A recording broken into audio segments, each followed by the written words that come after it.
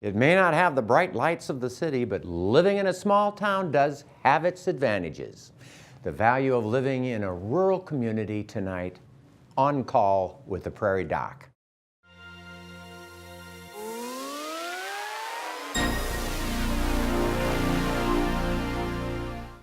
Good evening, and welcome to On Call with the Prairie Doc.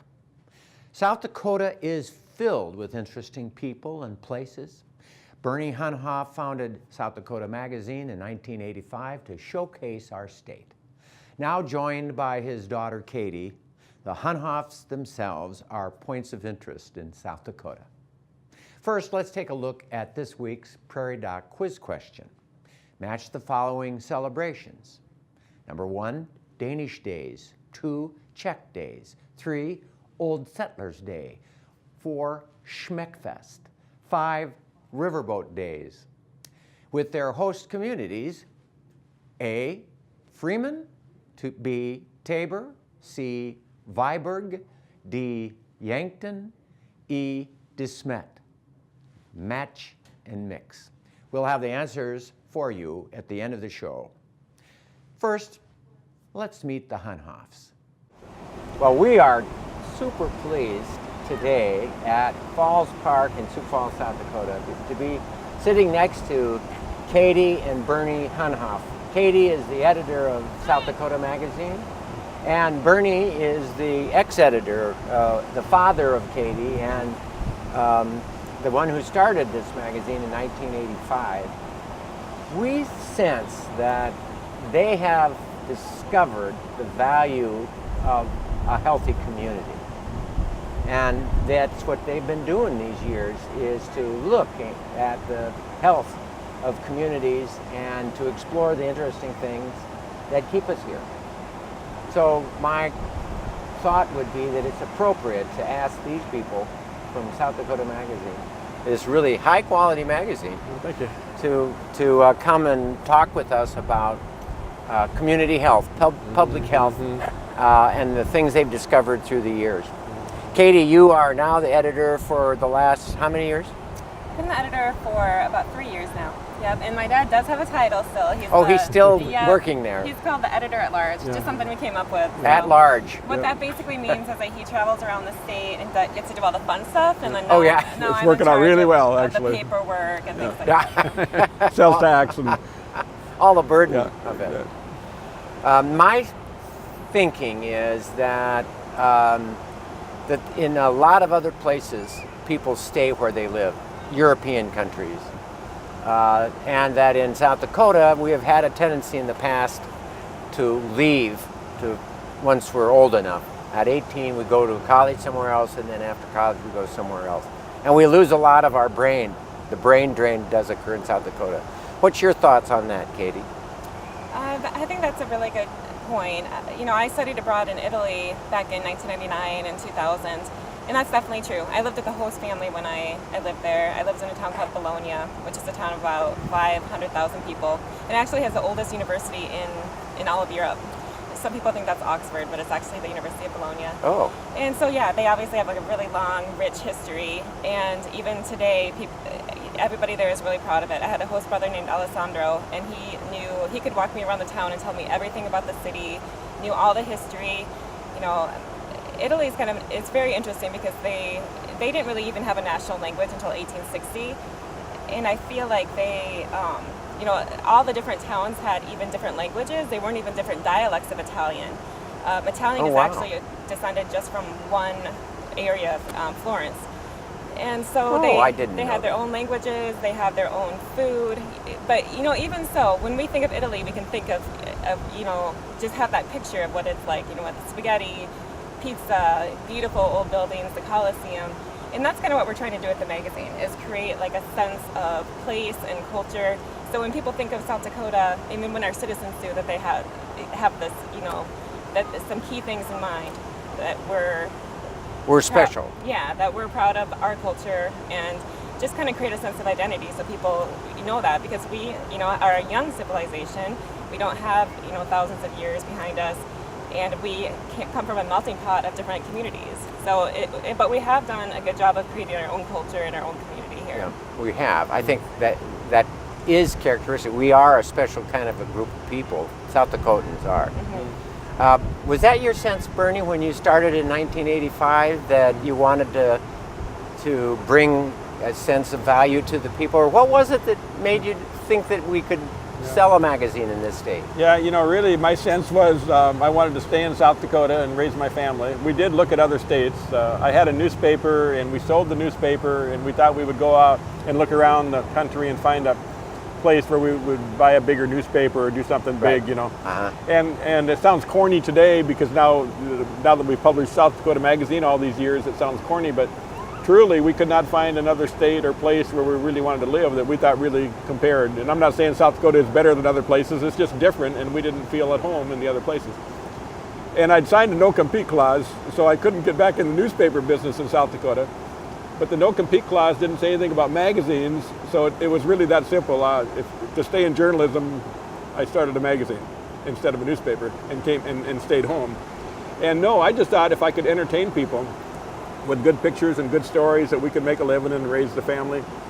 And the readers really taught me all about this sense of place, and that the stories have a great importance, and that they show how they help people become rooted in a place and appreciate a place. And when that happens, then they enjoy life more. They're healthier. Yep. I think mentally and physically they're more active, and it just makes a huge difference in people's lives. I had no idea what an impact the magazine would have on readers' lives, and the readers taught us that, and it's really been a cool thing. Once we figured that out, and again, we learned it from the readers, once we figured that out, I mean, it just made the magazine much more than just a business. Well, I'm a magazine reader, and I have enjoyed good magazines, and I've read bad magazines, and there's a lot of difference. And my sense is that you've got a wonderful magazine. It's Well, just, thank you.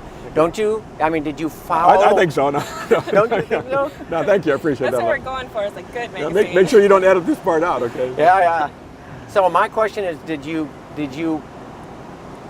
have a template, a particular magazine that you liked that you kind of followed? Yeah, there are some really great state magazines, and most magazines have a state magazine, is what they call it. Really? One of the really cool ones is Yankee magazine that actually covers 6 states obviously in the New England country. It's called Yankee. And I learned a really important lesson from the Yankee publisher. I heard him speak one day, and somebody asked him, so if you could define a Yankee, how would you define who is a Yankee? Yeah. Because I think they were getting to the very point, so are Yankees really different than South Dakotans? Yeah. So he told this really cool little story. He said, well, say there's an old Yankee sitting on a park bench at a fork in the road, and let's say somebody from out of state comes along, and they roll down their window and they say, does it matter which road we take to get to the courthouse? He said, an old Yankee would say, not to me. And he thought that defined Yankee. So I thought Not to me. It would to you, but so I thought about that, and I thought, that story wouldn't work in South Dakota. If somebody asked me to describe a South Dakotan, the answer would, if Rick Holm was sitting at that park bench, you would say, I got a little time. I'll just lead you to the courthouse. Follow me. And it wouldn't be as funny a story, but it would be the true story. So we very quickly learned from following these other magazines that every state is different. Not that they're better or worse than one another, but every state is different, and you really can give people a sense of place if you just explore the stories and show off the stories and the people and the places. My sense is that South Dakotans are characterized by a generosity and a equilibrium. I mean, or maybe a sense of equality. I remember when this is a racial story. A black coach moved into Irwin, South Dakota. Irwin had a high school that was famous for its basketball. It's defunct now. It's a tiny little town. They shouldn't have had a school. There were 6 or 7 per class. But they had a new basketball coach, and the daughter applied for cheerleading, and she had a standing ovation. I mean, she was just another cheerleading applicant, but they wanted to give her, I mean, they've never seen a black person in Irwin at the time, 1960s. And I just sense that there is that value that you value other individuals. Yeah. Now, am I wrong in that? I mean, what is your sense? Katie, what do you think Well, about that reminds me of I think my dad's favorite story that we've ever had in the magazine, which I'll let him tell, but I think that's a good point, because this is one of our favorite stories in the last 30 years of the magazine, which I'll let my dad tell. I think another thing that comes to mind for me when I think of South Dakotans is we're very hardworking and very community-minded. But do you want to, and this story kind of shows that too. Yeah, when people ask our favorite story, my favorite story, and it actually started down south, I think in Mississippi. There was a young boy who, I think probably in the 40s, he was born, Sidney Milburn was his name, and he was one of those kids that just shined in school, a young black kid, and so the teachers made sure that he stayed in school. They got him through grade school, they got him through high school, and at that point he was still just a really good student. So they got him into college, and eventually he even graduated with a veterinarian degree. And he wanted to be a vet for cattle. Yeah. I don't know why, but he did. And he did his math, and he figured out there were more cattle per veterinarian in South Dakota than any other state. So he thought that was a market niche for him. Yeah. Actually, you and I know the reason for that was because South Dakota farmers never call a vet until the cattle is almost dead. Yeah. The cow's almost dead. He didn't know that. So he contacted the state veterinary office, and they told him there was a place in Elk Point, South Dakota for a vet. Elk Point needed a vet. So sight unseen, this black veterinarian and his wife, and now they have a little boy, they come to Elk Point, South Dakota, and not imagining what it might be look like. You know, even if you came from Brookings or Yankton and started a new business in Elk Point, it'd be kind of scary. Yeah. Well, can you imagine what it was like for him? He got there and had a hard time renting a house. They thought maybe it would be because it was a race. This is now in the 50s.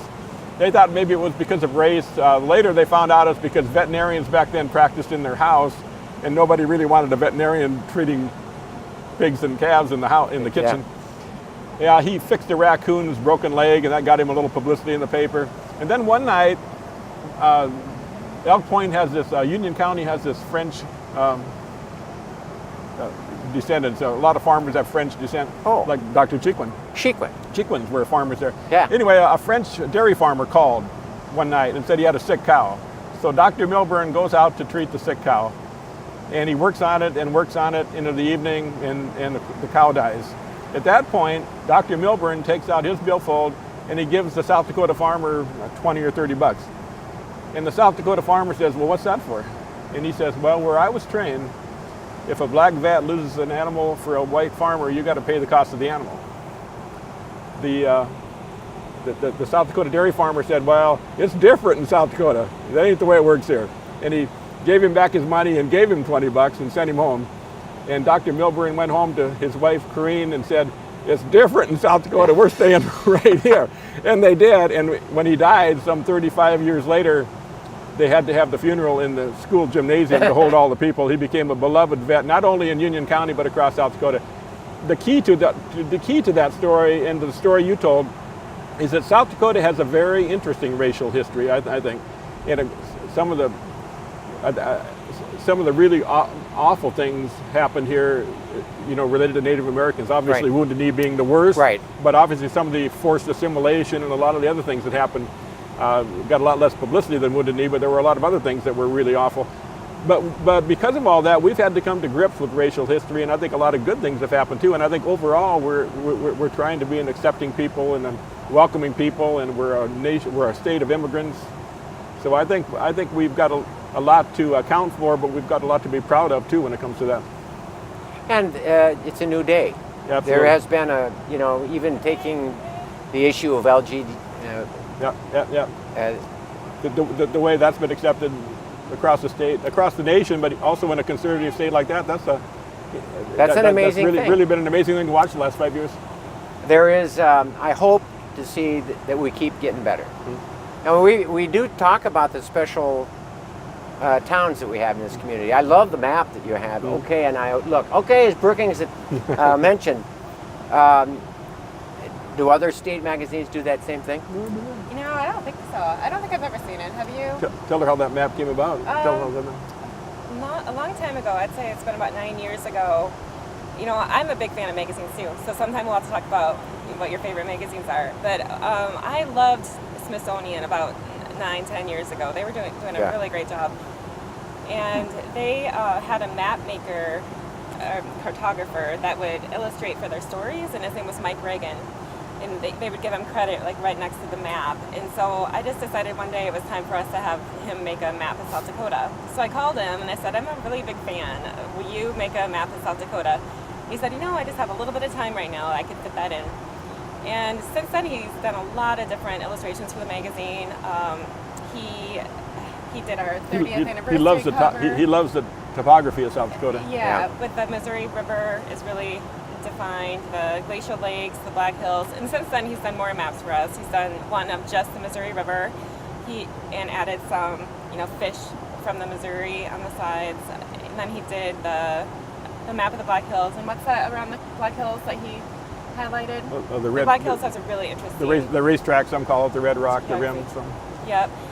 And those have been really popular, and so now we made prints of that, all 3 of those maps, and we sell them at the magazine in case anyone's interested, very affordably. But the original idea was that we would. Did she sneak in an ad on No, that? I honestly didn't. You can charge her for that. But how can you buy that map, by the way? Oh, just give us a call at the magazine or visit us on our website.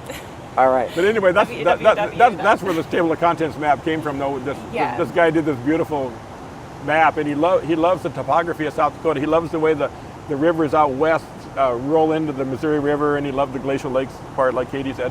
So we had this beautiful map, and we always had readers saying, why don't you cover our town? They'd call Katie and say, why don't you cover Brookings? Or why don't you cover? And so we started to say, we do cover almost every town. So we started putting on the map the towns we cover, and we've never had complaints since then about why don't you cover our town? Cover our town? Takes a while to get around to all of them. So I was going to say your favorite Yankee magazine, they could cover 6 states, but it's probably a smaller area than our one state is. But about 20 times as many people. The Vermont publisher, I was talking to him on the phone one day, and he said, well, I got to run. I said, I took some pictures all the way across the state, and they didn't turn out, so I got to go back today. I said, oh, how far is that going to be? And he said, oh, it'll take me an hour and a half. No time at all. If you drive from Yankton to Hardin County, it's about an 8 or 10 hour drive. It's 400 miles from one edge to the other in this country. Well, I mean, we're talking public health, and you have touched on the value of staying home, and you've talked about characteristics of South Dakotans. I think we're fiercely independent. You wouldn't disagree with me on that. You've been a politician long enough that. Well, I've seen in the legislature where Democrats and Republicans come together, and it's interesting to watch the new legislators come out, because they come out as a Republican or as a Democrat ready to do battle, And they get out there and they realize, those party labels really don't mean a lot to most issues, and they find out they have a lot of commonality actually when it actually comes down to the issues. And I think what most of us are kind of a loose libertarian with a small L. We just want to let people live their lives and stay out of their way, as long as they're not hurting anybody. Allow them independence. I think we're just kind of neighborly libertarians. I just wrote an essay on the right to drive as an elderly person. And of course there's all of this do good, let's take away the drivers, who might be impaired kind of thing. And that's an important issue. You don't want impaired drivers. But at the same time, you're taking away, when you have to force a person to lose their license, you also have to force them to lose their ability to write a check or to make a will. So there is, my tendency is to be a little bit more libertarian on that one. Yeah, and let families and communities deal with it, and they do. And they do.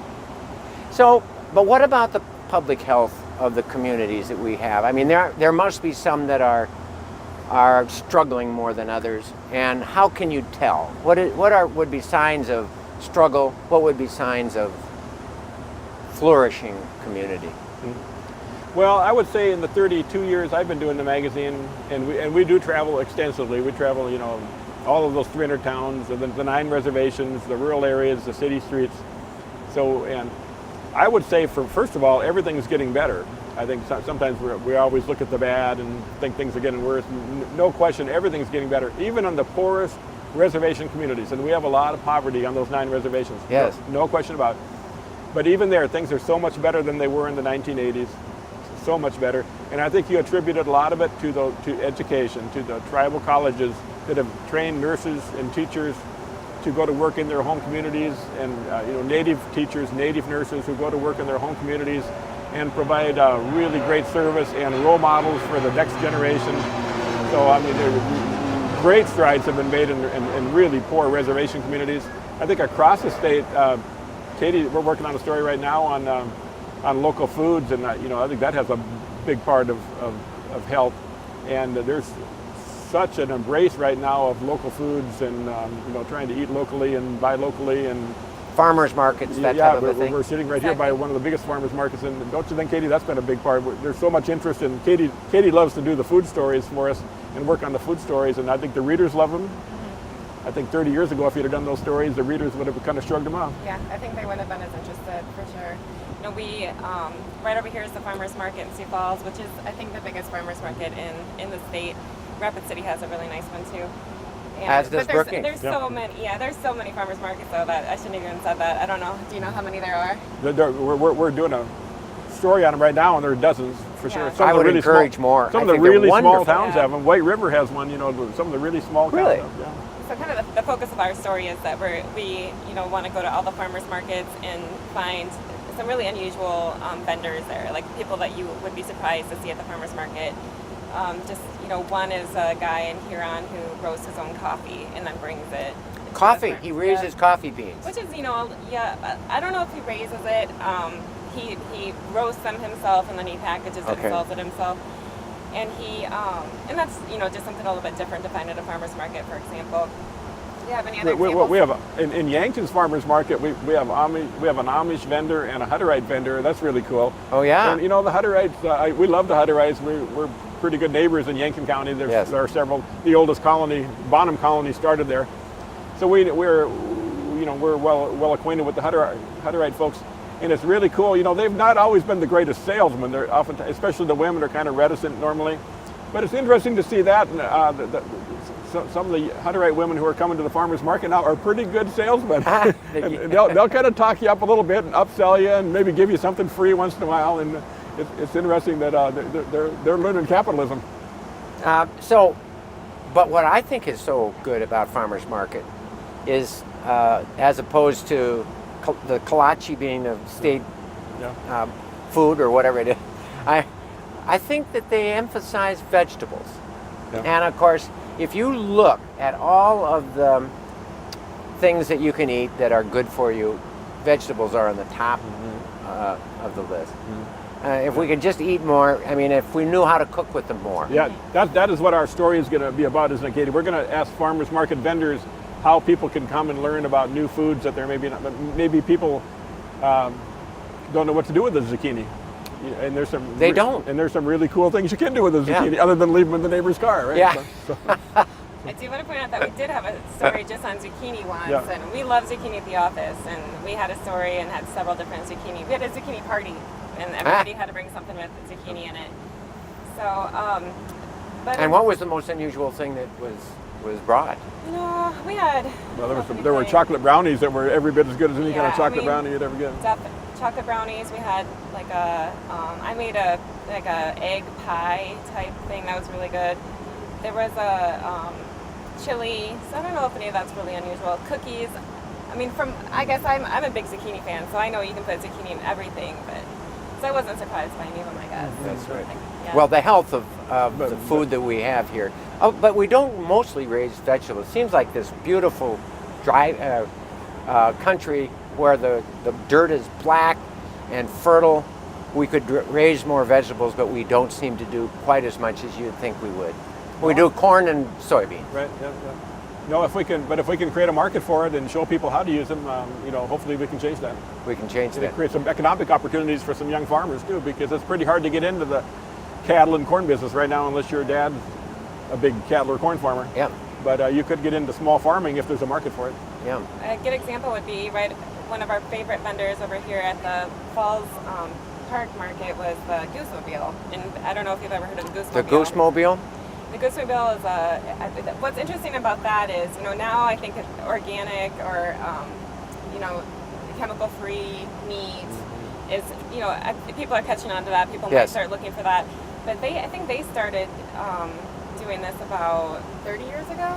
Yeah, and it started, you know, the Free story. range, well, tame goose. Well, they do geese. everything now. Yeah, they have chickens, I think. Beef and vegetables. But it's Tom and Ruth Newberger, good friends of ours. From where, in Yankton area? From Canastota. Yeah, they're really the pioneers of the local food movement in South Dakota, Tom and Ruth Newberger. They're wonderful people. They'd be a good guest for you sometime. They would be amazing.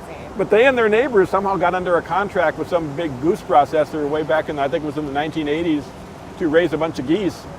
And when it came time for them to sell the geese to the processor, you know, come Thanksgiving time, the processor kind of, I don't know if it went out of business or for whatever reason, he wouldn't buy the geese, or the company wouldn't buy the geese. So there they were stuck with thousands and thousands of geese. And with typical South Dakota ingenuity, Tom organized his neighbors, and they processed the geese themselves, and they bought this bus with a refrigeration unit in it, I think some kind of old ice cream truck or something, and they set up a schedule and they went around South Dakota and called it the Goose Mobile and sold the geese themselves. And it was a pretty good success, well accepted by everybody.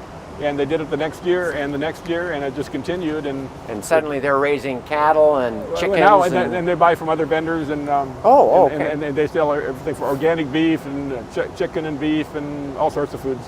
And you know what's great about them is if anybody did go up to them, and they would be so knowledgeable and helpful about their products. If you had any, I'm pretty sure they sell like grease fat or goose fat, and you know they're so knowledgeable about it. They would love to help people figure out, you know, what to do with that goose fat and give them different recipes to make.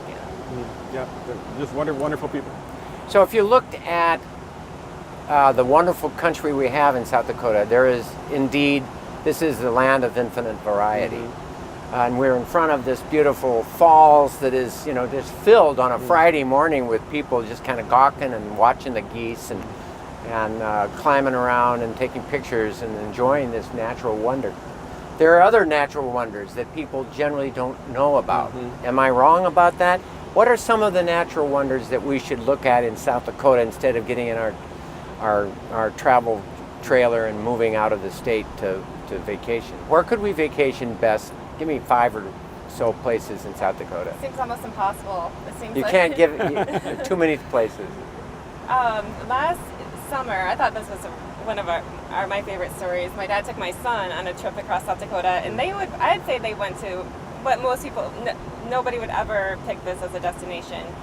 But it was a trip, a road trip, but they went north and south all on gravel roads from border to border. And they didn't see, you know, what most people wouldn't think of any landmarks or monuments, obviously, but they had a great time. Yeah. I mean, you can do that. That's the thing in South Dakota. You can almost be a pioneer. I don't know if anybody's ever tried to travel the state south to north only on gravel roads. You know, it was a little adventure. No, you can set up these adventures.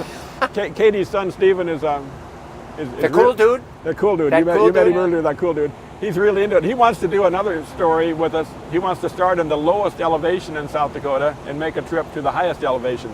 So of course it would be Harney Peak. I mean, it would be Black Elk Peak. Black Elk Peak would be the highest, and then the lowest would be. I believe it's the Big Stone Lake, at the shore of Big Stone Lake. Oh, really? So that'd be a pretty good trek, and he wants to do it in one day. You know, so we go from the lowest to the highest points in one day, and that must be 8, 9, 10 hours apart. Yeah. And if you got a 9-year-old along, it'll be add a couple hours. So that's the thing about South. You can do these really cool trips. I know people that want to check in on all the wineries, and we've got a bunch of wineries. I was in Herrick the other day, a little town of Herrick on the North Dakota border, a little winery operating there out of a cute little house. I mean, there are so many things to discover in South Dakota. I'm fully supportive of people who want to go see other states and other countries, but you should also be open to the travel in South Dakota. When Katie was in Italy, we went over there and we traveled France and Italy, and it was wonderful. But I have just as much fun going to Herrick and discovering that little winery, and there's a little cafe in the town of Herrick run by 2 ladies who are as big a characters as you'll find anywhere in Europe. There's a lady right outside town, Mrs. Stolner, who sews these beautiful rugs, and there's a sign on the fence post, stop in, you can buy these rugs, really cool rugs that are pieces of art. You can hang them on the wall and call it art. But she sells them for 40 or 50 or 60 bucks. Yeah. Maybe she gave me a deal. I'm not sure what that. Probably not. No, and you may have gotten the price jacked up. Yeah, that could be true. You could spend a couple days in Herrick, a town of I think 500 or 600 people. So everywhere you go, there are wonderful surprises and really interesting characters. And it's hard to pick anything out. Highway 18 in our country, down along the Nebraska border, Highway 18 is an amazing route to travel. And of course, people around Yankton take it off into the Black Hills, but if you live north of Highway 18, you probably take I-29 or Highway 14 or Highway 12. Each of those highways has a lot to offer. Highway 18 takes you through 3 Indian reservations and as much history as you'll ever find in a 300-mile trip. I have traveled down across, I mean, one of the amazing things as you come closer to the Missouri River is the bluffs and, and the valleys that go down there. I mean, some of the most beautiful country. Going toward Chamberlain area on a hunting trip one time in particular, I just was just blown away by the beauty. You know, people think if people think, oh, if I've driven the Badlands Loop, I've seen the Badlands. You know, you just need to dig a little bit deeper. For example, there's a place in the Badlands called Sheep Mountain. Have you ever been to? No. Sheep Mountain, I tell you, you get on the top of Sheep Mountain, and you could just as well be on the moon. You see no sign of man. You look down, you don't see power lines or roads or anything, and it's actually a fertile 160-acre table. It's called Sheep Mountain Table by some people. It's about 5 miles south of Scenic, and you'll see a little sign pointing towards Sheep Mountain. And the road goes to the top? The road kind of winds up. The road was actually built in the 1930s by a family, a lady who had a bunch of kids and I think kind of a no good husband, and she kicked out the husband and went out west to Homestead, and this is in the 20s or 30s, and all the other land was taken, and they said the only land left was Sheep Mountain, and nobody wanted Sheep Mountain. Well, it turned out it was the only land that hadn't eroded, and it was very fertile up there, so she did really well. Homesteading on and she made the road up, just very steep, and I guess you had to back the Model A up it so the gas would run down in the carburetor. You couldn't go straight up. That's how steep the road is. The road is passable. It's not much better than it was when Mary made it. Mary Hines was her name. Huh.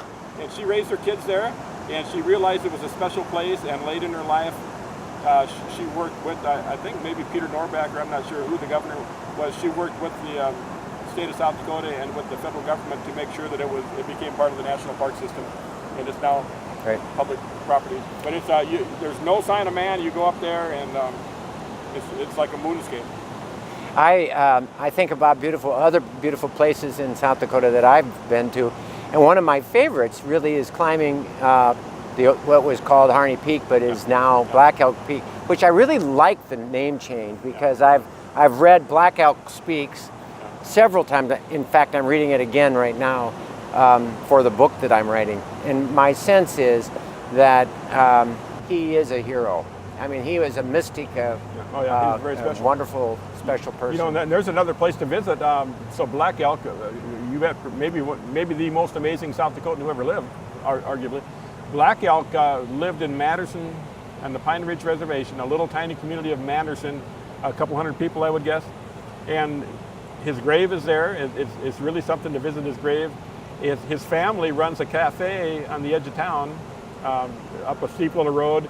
And down below the cafe is Black Elk's cabin, where his piano that he played, in the humble little log cabin that he lived in, and where he met Neihart, the writer from Nebraska. Right. That's where Neihart went to meet him and get to know him, and where they talked.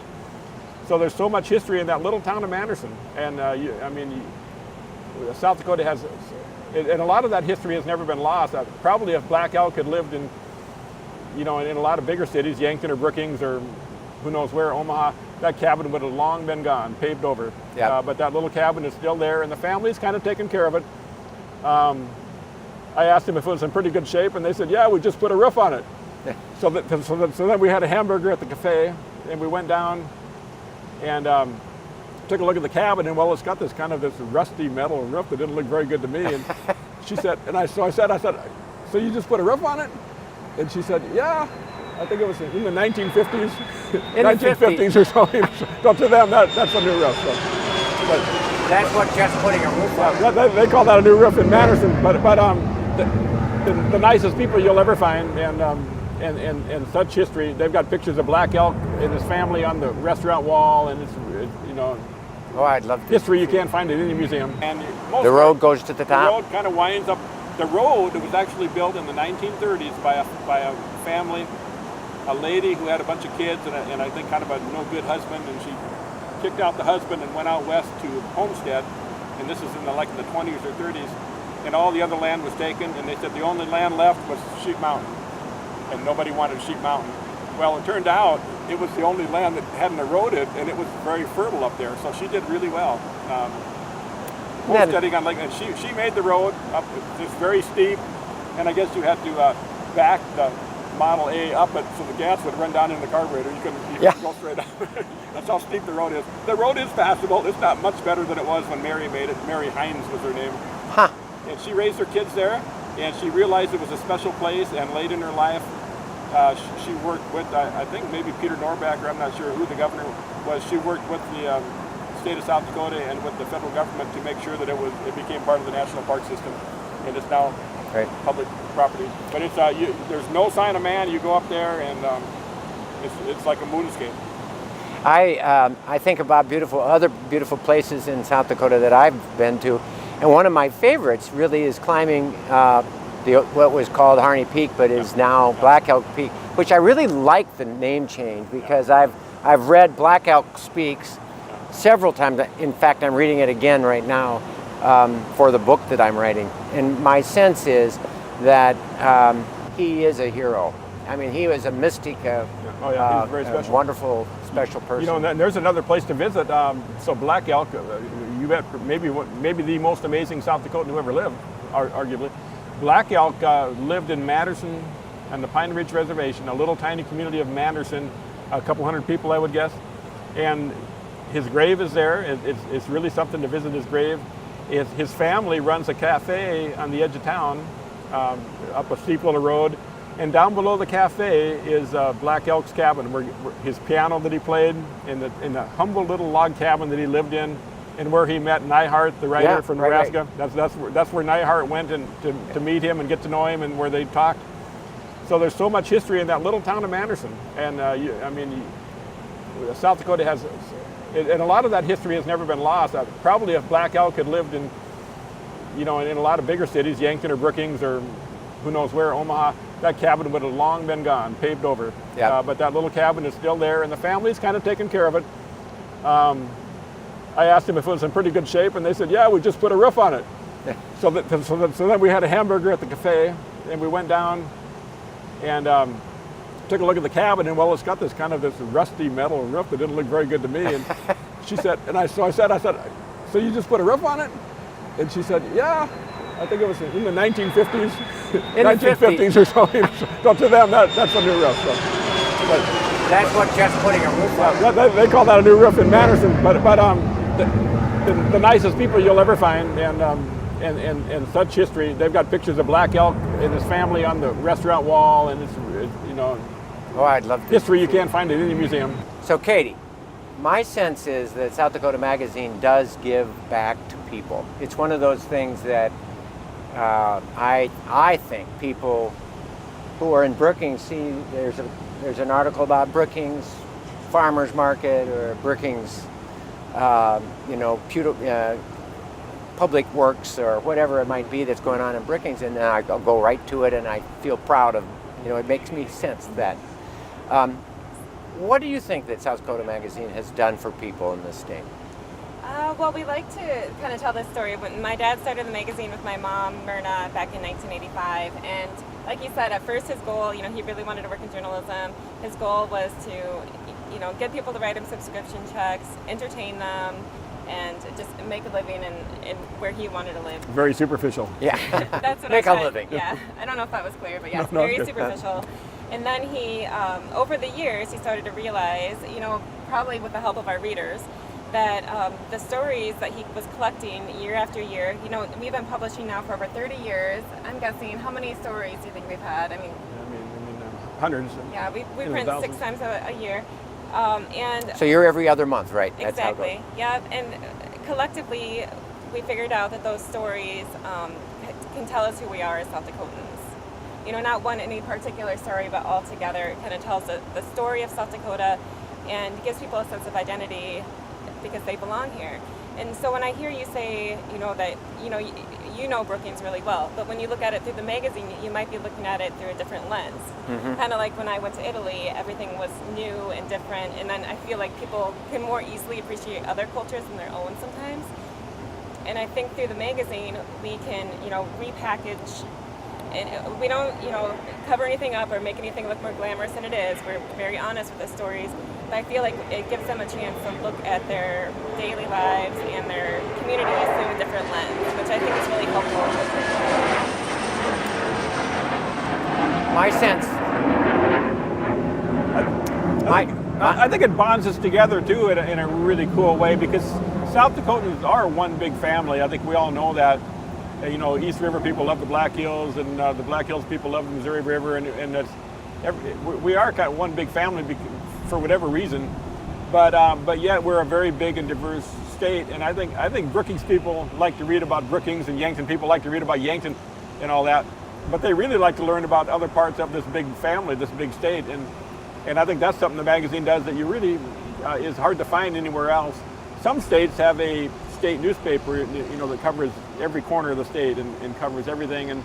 And used to be in newspapers when they were in their heyday. They could serve that purpose, but obviously that's faltered somewhat. I sad to see. I love the newspaper business, but I think the magazine fills that void and really helps to bond us together, and so we can all learn about one another, learn about our cousins in the Glacial Lakes area or the Badlands or wherever they might be. If you were going to look at factors that give mental health, I have to put on that very top of the list of factors, particularly with kids growing up. You want to learn to be able to value yourself. You've got to value yourself first before you can value that other guy. Yeah. And when you can feel happy about where you're living and that this is where you should have raised your children, this is where you should settle down. And that's what I did. I mean, I came from I grew up in De Smet. I went to Atlanta. I was there in eight years. And I came back to South Dakota, despite the fact that my wife is from Jacksonville, Florida, dragging her all the way back to South Dakota. It's been a wonderful place to live and raise my family.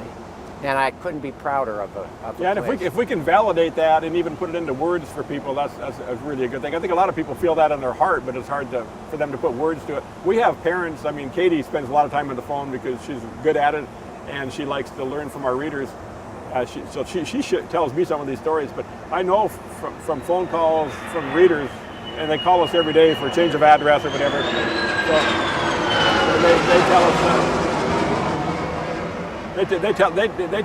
they tell us constantly how much the magazine reads to them, and I know we have parents who subscribe for their kids because they want to give them that sense of place. Yes. We have kids who subscribe for the parents. Yeah. Who might live somewhere else to show them why they love South Dakota.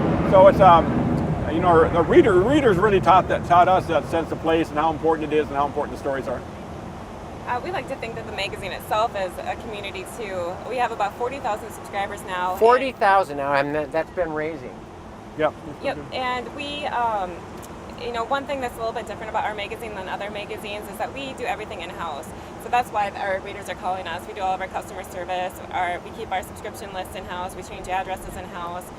And so that's a way that we can keep really in close contact with our readers, which we feel like other magazines aren't able to do as easily since they kind of keep that customer service stuff out of house. And so that's where we get a lot of our story ideas. We get a lot of people calling and saying, that they maybe found a long-lost relative through the magazine. And we're never going to, the number one question people ask us is if we're going to run out of story ideas. And that would be so impossible with our readers calling us every day. I think that you should cover the Lake Poncet Sailing Academy's regatta that we do every June. That's a wonderful deal. We had 17 sailors. Now, I know you had a national race in Yankton that had 70. No. But this is just a tiny little community of sailors. It used to be 5 sailboats, and then it was 7 sailboats. Now we had 17. Actually, it sounds like a great story for us. Actually. It does. I was just going to say that's what I love hearing stories like that because I didn't know that. I honestly didn't know that there was sailing on Lake Poncet. You probably did. I knew there was sailing, but I didn't know it had grown like that. Yeah. It's growing. And so that's what I would really encourage people who, for example, don't read the magazine or kind of maybe live in their community like Sioux Falls and don't really look out to the rest of the state. That there's so much going on out there if they went and looked for it. Right. So Lake Norden would be the center. I mean, you'd have to go to Lake Norden and look at their wonderful lumber yard, by the way. Our managing editor, John Andrews, is from Lake Norden, so Lake Norden does not get slighted in the magazine. Yeah, we have our own Lake Norden. If you wonder why it's always Lake Norden this and Lake Norden that, that's because of John. There we go. Well, what about what makes South Dakotan different than other groups? I'd like to kind of concentrate on that a little bit, and then I can start off because just recently, you know, we have an online website. I don't know if you've ever visited it, but it's SouthDakotaMagazine.com, and that's where we put a lot of old stories that we published and kind of more newsy type articles that we wouldn't put in the print magazine. And we just recently republished an article on there from a long time ago about the 3 states of South Dakota, and it was the 3 states. Yep. Yep. And that was one, I think, a pretty popular story that we printed in the magazine. I can't remember who wrote it. Somebody from out of state. But the 3 states being East River, West River, and the Indian reservations being 3 really unique, you know, separate places, independent cultures on their own. And that would be one thing I think that makes our state different than other states. Well, I mean, it is different. And yet it is 3 in 1. The Catholic Church doesn't have the monopoly on that. It is really the 3 in 1, because I think East River and West River people are really proud of the Indian culture. And I will say, again, I said things have gotten better in the last 30 years. When we first started the magazine, if we did stories on Native American culture, we would get, I wouldn't say hate mail, but we would get criticism for that. And that's really changed. I mean, we've always featured the Native American culture. It's a fascinating culture. They represent 10% of our population. They were the first South Dakotans. So we've always embraced it. Plus, there's a lot of really entertaining stories out there. So we've always traveled to reservations and collected stories. And now we get I would say nothing but, thanks for those kind of articles. So that's a really big and a really good change. And a real change. But I think also East River people love the Black Hills. In fact, those who can have cabins out there. They do. Let's face it. And the West River people are envious of our walleye fishing, and it's really 3 states, but all connected in some really cool ways. A big thank you to the Hunhoffs for letting us share their stories of South Dakota. At the end of the school year, this spring, we had a celebration to include the kids that are our production people and the pre-professional students that answer the phones for our program, On Call with the Prairie Doc, and to celebrate the spring and the community of the kids that work together. The lake was beautiful, and it was a perfect day. The ice was still just in the distance coming off the lake. And we took off on a walk through the lakeshore area and then out into the woods. As we enjoyed this walk together, we enjoyed lots of wildlife. As we came back to the cabin, we enjoyed a feast with barbecue and salads and finished it off with beautiful s'mores. And I thank those kids for the work that they did this year.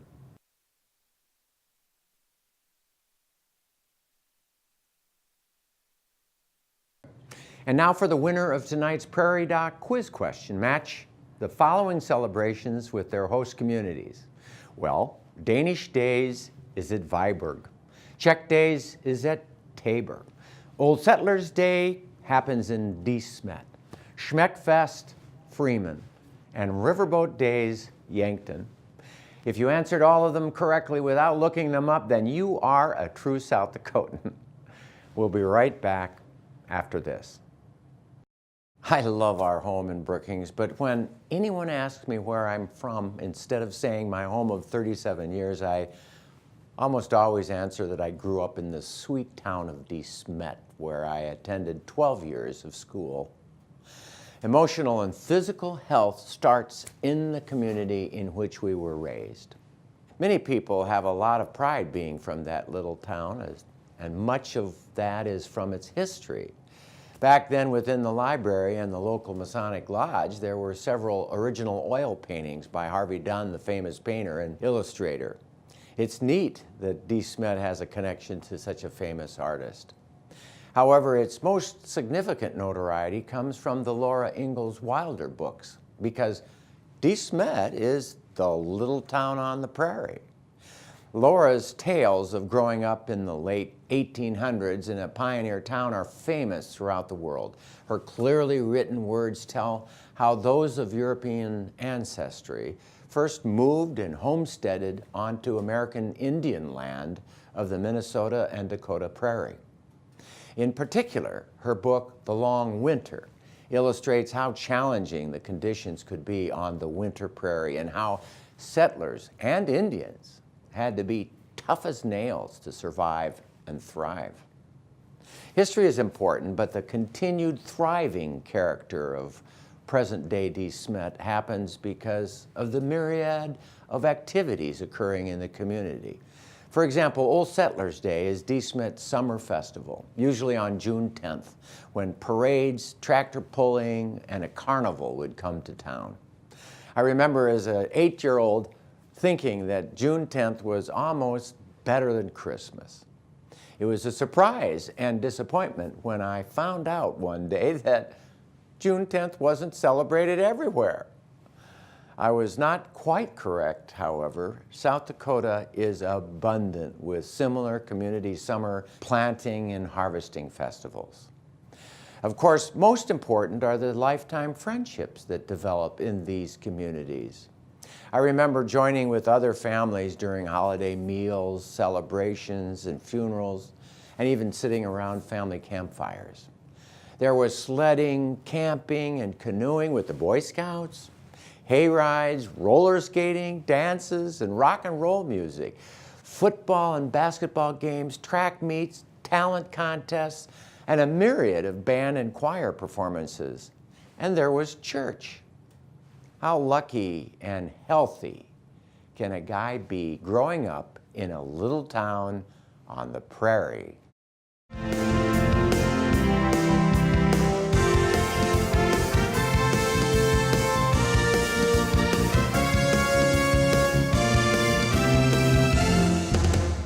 Well, that does it for tonight. From all of us here at On Call with the Prairie Doc, until next time, stay healthy out there, people.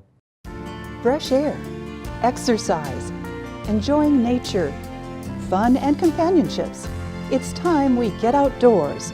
Outside activity and health next time on Call with the Prairie Doc.